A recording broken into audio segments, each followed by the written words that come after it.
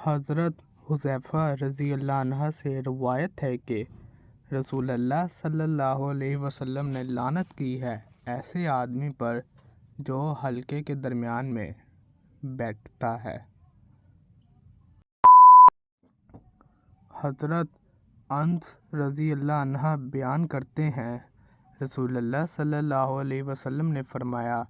مومن جو قرآن مجید کی تلاوت کرتا ہے اس کی مثال ترنج کی سی ہے کہ اس کی خوشبو عمدہ اور وہ خوش ذائقہ بھی ہوتا ہے، اور مومن جو قرآن کی تلاوت نہیں کرتا اس کی مثال کھجور کی سی ہے کہ اس کا ذائقہ عمدہ ہوتا ہے مگر اس میں خوشبو نہیں ہوتی، اور فاجر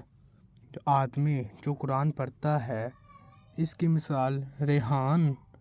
نازبو کی سی ہے کہ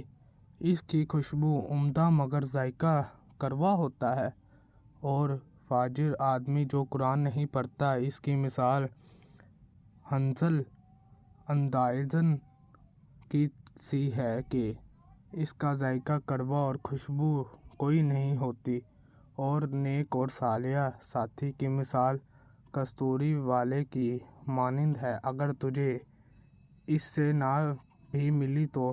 اس کی خوشبو تو ضرور پہنچے گی، اور برے ساتھی کی مثال بھٹی والے کی طرح ہے، اگر تجھے اس کی کالک نہ لگی تو دھواں تو ضرور آئے گا۔